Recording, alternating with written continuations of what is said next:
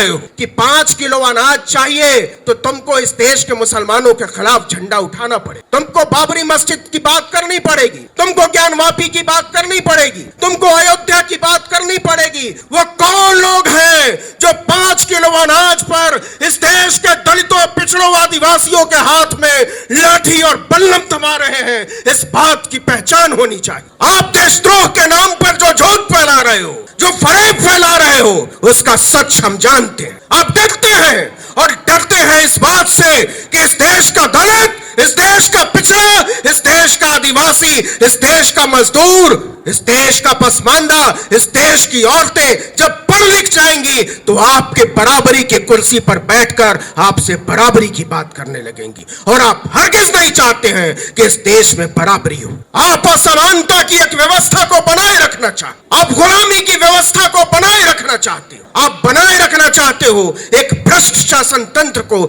जिसके शीश पर बैठकर आप हमारी तरह के लोगों पर राज कर सकें और हमारी तरह के लोगों को सोच से गुलाम बना सके। वो लोग कहते हैं कि जामिया पर ताला लगा दो, वो लोग कहते हैं अलीगढ़ मुस्लिम यूनिवर्सिटी पर ताला लगा दो, यहां आतंकवादी पलते हैं। कि इस देश के गरीब, इस देश के दलित, इस देश के पिछड़ा, इस देश का पसमानदा सिर्फ ड्राइवर पैदा हो, मेहतर पैदा हो, सड़क साफ पैदा करने वाला पैदा हो, ड्राइवर पैदा हो, वो लोग कहते हैं कि जेएनयू पर ताला लगा दो। इस देश में अलग अलग तरह के सोच और विचार के लोग नहीं रहना चाहते हैं। वो लोग कहते हैं कि इस देश में एक ही विचार, एक ही गाना, एक ही तरह का खान पान, एक ही तरह का रहन सहन, एक ही तरह की बोली भाषा विचार और एक ही नेता। और पुरजोर तरीके से यह बात कही जानी चाहिए कि हम इस देश में किसी तरह का धर्म युद्ध नहीं छेड़ने वाले। इस देश की जमहूरियत, इस देश का लोकतंत्र, इस पर मुझे पक्का यकीन है, मुझे पक्का यकीन है। इस देश की लोकतांत्रिक व्यवस्था पर, इस मुल्क के संविधान पर मैं ये मानने को राजी नहीं हूं और मेरी तरह का कोई भी आदमी ये मानने को राजी नहीं होगा कि इस देश के लोग इस देश की 25 करोड़ आबादी के खिलाफ युद्ध लड़ना चाहते, उनको मिटा देना चाहते हैं, उनके धर्म स्थलों को नेस्तनाबूद कर देना चाहते हैं। लेकिन हमको ऐसा पढ़ाया जा रहा है, हमको ऐसा बनाया जा रहा है। इस देश का सबसे बड़ा नेता पूरी ढिठाई से कहता है कि हम मंदिरों की बात करते हैं। आपने देखा होगा, कुछ दिन पुरानी बात है, ज्यादा दिन नहीं, 1-2 दिन पुराना, उस आदमी को आपने समंदर में पालथी लगाकर नाटक करते देखा होगा पूजा। कौन लोग हैं जिन्होंने हमारी पूजा को, हमारी प्रार्थना को, हमारी उपासना पद्धतियों को एक मजाक में तब्दील कर दिया, एक ढोंग में तब्दील कर दिया, एक फरेब में तब्दील कर दिया और हमको और आपको सड़क पर लाकर छोड़ दिया ताकि हम पढ़ाई लिखाई, रोटी रोजगार और स्वास्थ्य चिकित्सा की बात न कर सकें।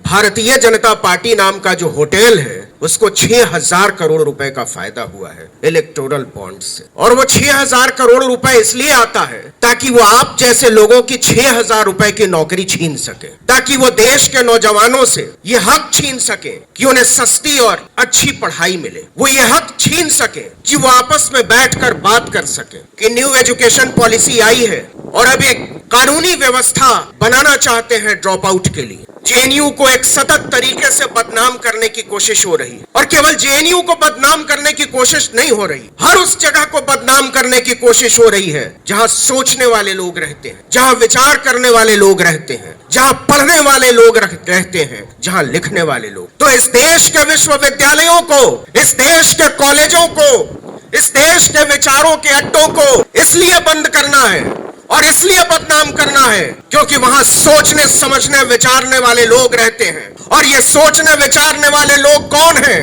वो किन तबकों से आते हैं, ये भी जरा नजर उठाकर देखने की जरूरत है। कौन पढ़ते हैं जेएनयू में, कौन लोग पढ़ते हैं अलीगढ़ मुस्लिम यूनिवर्सिटी में, कौन लोग पढ़ते हैं बनारस हिंदू यूनिवर्सिटी में और कौन लोग पढ़ते हैं अशोका यूनिवर्सिटी में, कौन लोग पढ़ते हैं लवली प्रोफेशनल यूनिवर्सिटी में, कौन लोग पढ़ते हैं एमिटी यूनिवर्सिटी। जिन लोगों ने इस मुल्क में शिक्षा को कारोबार बनाया है, विश्वविद्यालयों पर ताला इसलिए नहीं लगाना है कि वहां देशद्रोही रहने लगे हैं। विश्वविद्यालयों पर ताला इसलिए भी नहीं लगाना है कि हमारे पढ़ लिख जाने से उनको व्यवस्था में, उनकी सोच समझ में कोई ऐसी उथल पुथल हो जाएगी जिससे उनको दिक्कत हो जाएगी। वो इसलिए विश्वविद्यालयों पर ताला लगाना चाहते हैं कि हम गुलामी की व्यवस्था से बाहर निकल आएंगे। और आप चाहते हो कि आपकी ये व्यवस्था बनी रहे। और उनकी व्यवस्था क्या है? सोचा है आपने? देखा है आपने? समझा है आपने? उनकी व्यवस्था ये कहती है कि इस देश में डाइवर्सिटी नहीं रहनी चाहिए,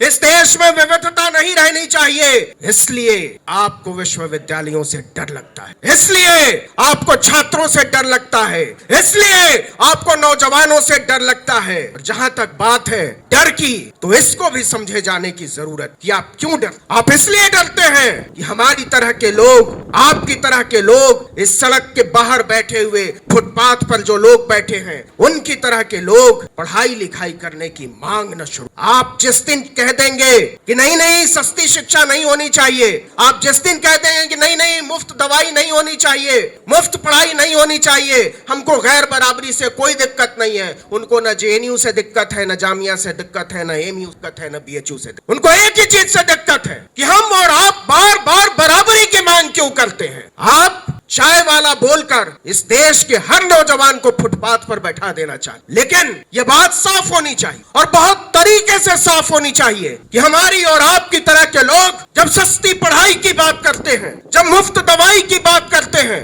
जब इस देश के एकेडमिक इंस्टीट्यूशंस की बात करते हैं, तो वो कौन लोग हैं जो हमसे और आपसे गद्दारी कर। इस बात को भी रेखांकित किया जाने की जरूरत है, इस बात को भी समझे जाने की जरूरत है। कहीं वो लोग उन्हीं लोगों के बीच बैठकर और हमारी तरह के लोगों की तरह दिखकर हमारी और आपके साथ, हमारे और आपके सपनों के साथ छल तो नहीं कर रहे हैं, कोई सौदागरी तो नहीं कर रहे हैं, कोई बाजीगरी तो नहीं कर रहे। और इसलिए दिक्कत होती है। दिक्कत इसलिए होती है कि आप जानते हैं कि इस देश का नौजवान अगर पढ़ाई लिखाई करने की बात करेगा तो आप उसके हाथों में लाठी और बल्लम तो नहीं थम। किन लोगों के हाथों में लाठी है? किन लोगों ने इस देश के खास धर्म के लोगों के खिलाफ एक युद्ध छेड़ रखा है? जरा गौर कीजिए, उनमें से ज्यादातर लोगों की जातियां क्या हैं? कहीं वो दलित तो नहीं है, कहीं वो पिछड़े तो नहीं है, कहीं वो आदिवासी तो नहीं है। और वो क्यों है? हमारे लिए ये बात समझनी बहुत जरूरी है कि हम बार बार क्यों विश्वविद्यालयों को बचाने की बात कर रहे हैं, हम बार बार क्यों प्राइवेट एजुकेशन के खिलाफ बात कर रहे हैं, हम बार बार क्यों प्राइवेट हेल्थ सिस्टम के खिलाफ बात कर रहे हैं। हम ये बात इसलिए कर रहे हैं कि इस देश के ज्यादातर लोग, इस देश की अभी की चिकित्सा पद्धति को, एजुकेशन सिस्टम को अफोर्ड नहीं कर सकते। जो लोग पीपीपी नाम का मॉडल चला रहे हैं, उनकी तरफ नजरें उठाकर देखिए। जो सड़कों को बेच रहे हैं टोल टैक्स के नाम पर, जो विश्वविद्यालयों को बेच रहे हैं, आपने देखा होगा दिल्ली यूनिवर्सिटी में एक रिलैक्सो सेंटर है। मैं जब वहां से गुजरा तो मैंने सोचा कि रिलैक्सो तो चप्पल बनाने वाली कंपनी है, दिल्ली यूनिवर्सिटी में रिलैक्सो सेंटर का क्या काम? वो रिलैक्सो सेंटर इसलिए बताते हैं और बनाते हैं ताकि वो चप्पल पहनकर यूनिवर्सिटी में आने वाले लोगों को नीचा दिखा सके, वो बता सके कि तुम्हारा काम विश्वविद्यालयों में पढ़ना नहीं। आप देख लीजिएगा आने वाले दिनों में इस देश के अध्यापकों के लिए क्या होने वाला है। आप किस तरीके से इस देश के कॉलेजों को, विश्वविद्यालयों को